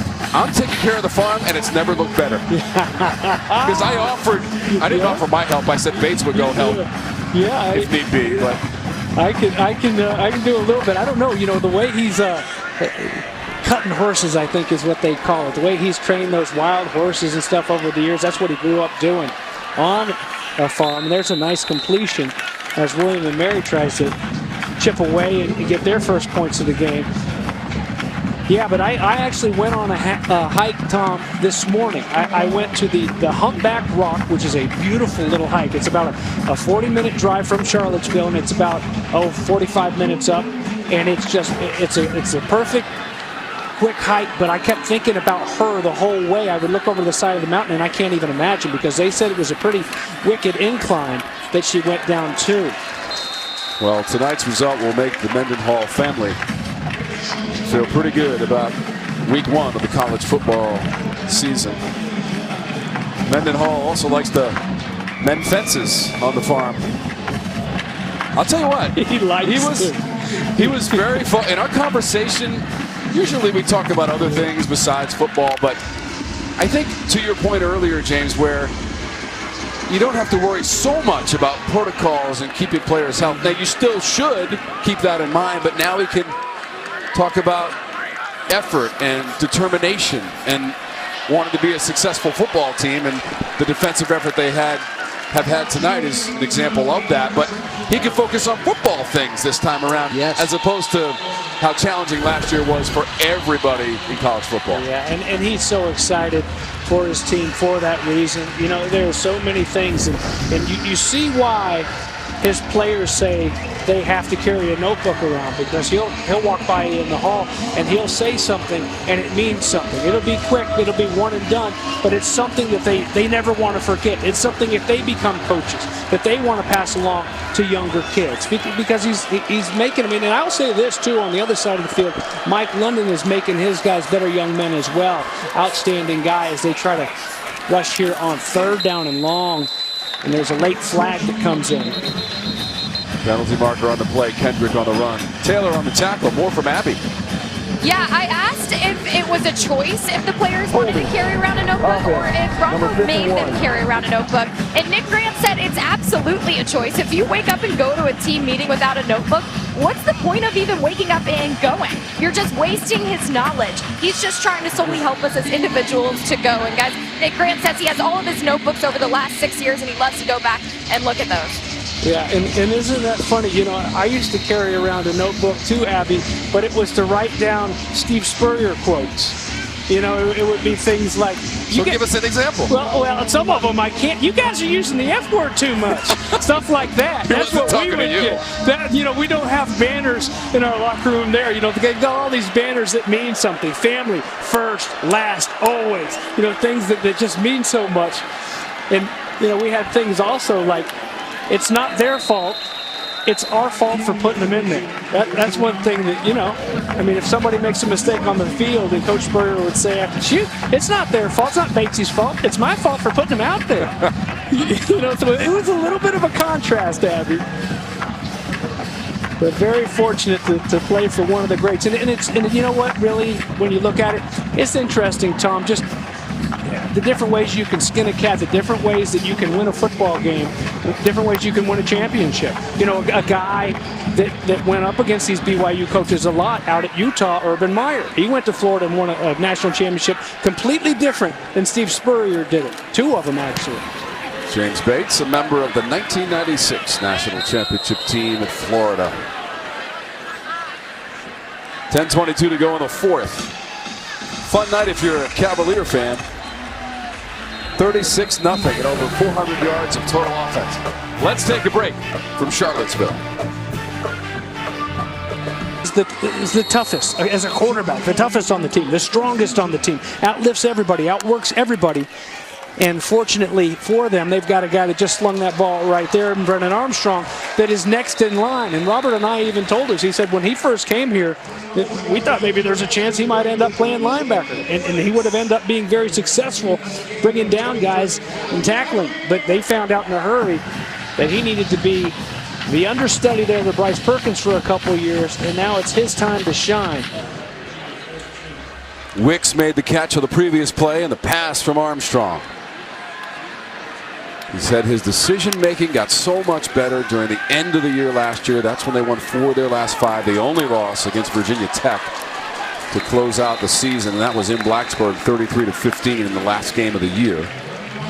11 yards on that play. And how about Armstrong yesterday? You know, in perfect Brennan Armstrong form, he's like, yeah, you know, I got that concussion against NC State, and then I didn't get to play against Wake. And after that, I was just like, whatever, I'm just going to relax and just go have fun and play. And that's when he stopped pressing a little bit. You know what? It's kind of similar really to the flow of this game early on. He missed a couple balls early, but he's really kind of gotten into a groove now and is, you know, not only running it but slinging it around and looks very comfortable. And that's probably the reason why they've got him in there still with all those quarterbacks they've got on the field is they want to get these reps. You know, these reps aren't always easy to come by in practice, and here they'll split them out and let someone else take the snap. 9 of 12 in the second half, the junior quarterback, who's now lined up at wide receiver.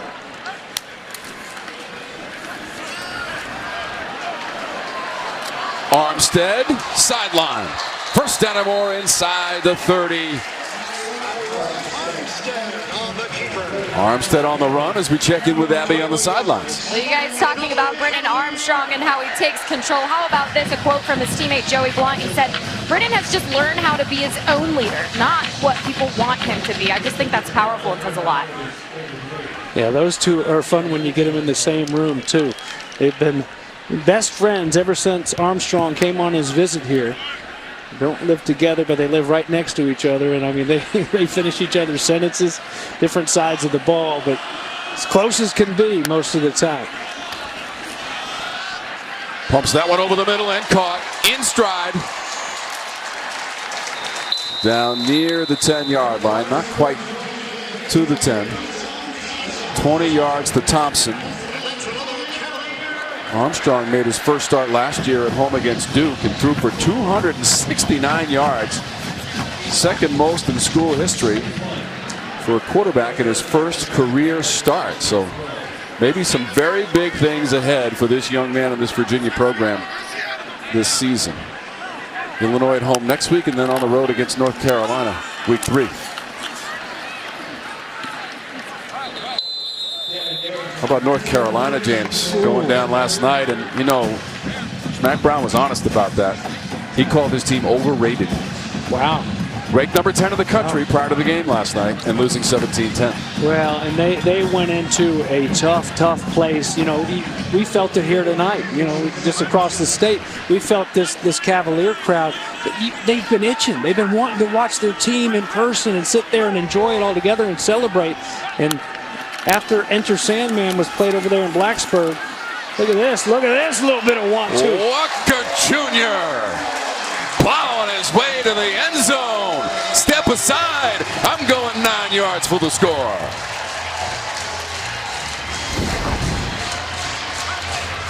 Well, he carried a few bodies with him. Look at him clearing the way up front, running high and hard. The senior transfer from Indiana.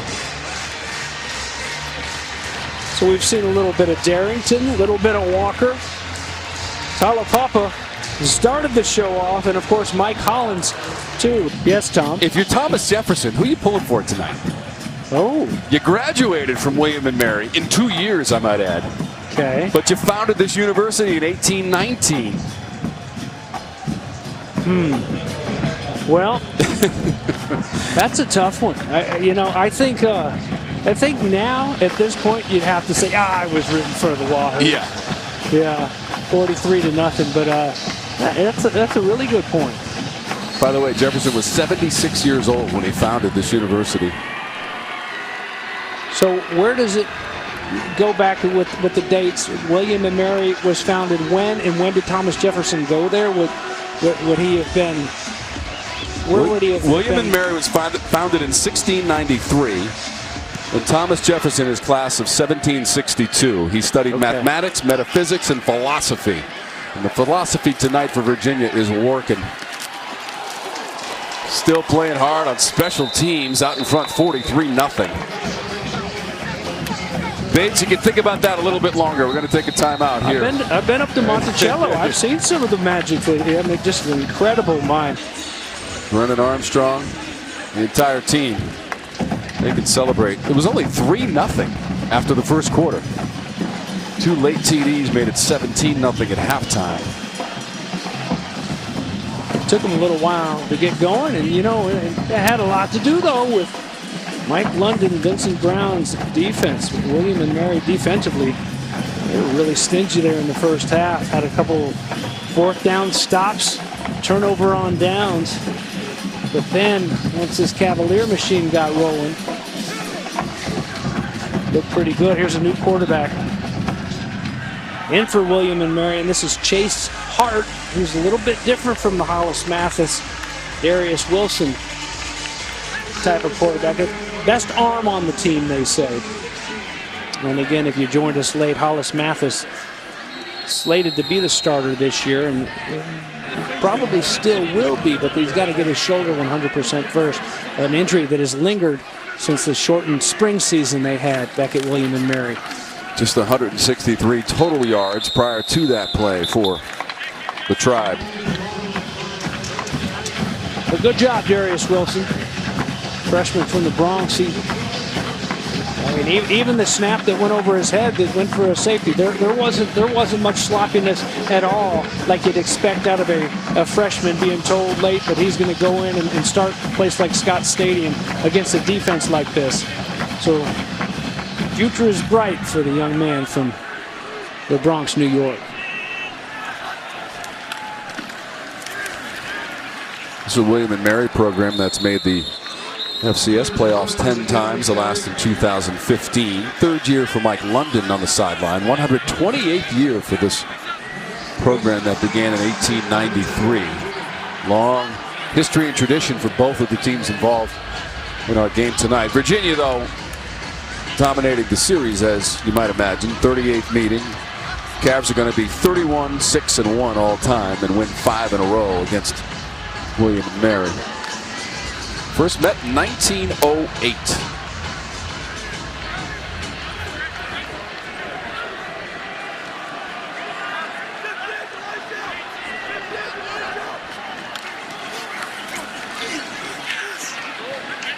Out beyond the 25-yard line. That should be a first down, and it will be.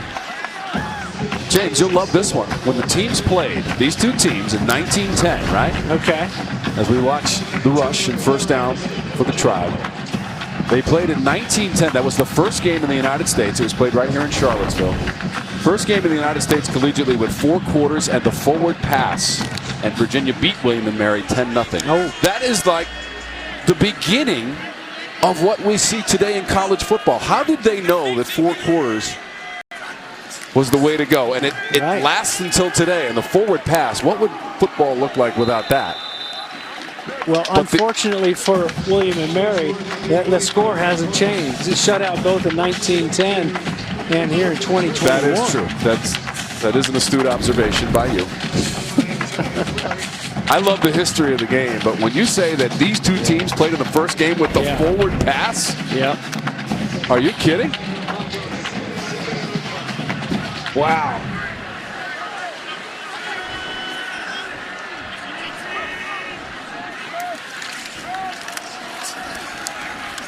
Trying to bounce it outside. Short of the first down, that's Lazor. Well, and running hard, Lazor, on a couple of these runs and playing hard defensively as well, because what happens in these games early in the season is you're out there, you're second, third string guy on defense. You don't want to be the one to mess up and let them put points on that board. There's nothing better in a defensive locker room, going in and celebrating with your teammates, shutting somebody out. Mentioned it earlier. I don't care if it's 1910 or 2021. It's tough to keep them out of the end zone, especially in 2021. And that means that's all that matters to that Virginia sideline right now, is not letting this team score. And here they stuff them on third down. That was third and short. It's going to be fourth down.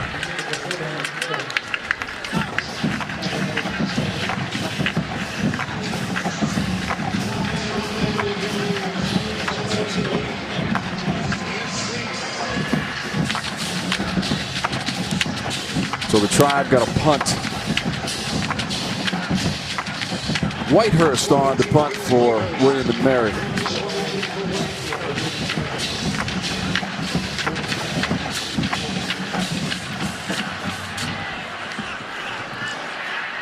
A couple of famous names have been head coaches here at the, not here in Charlottesville, but for the William and Mary program, as that one's going to bounce.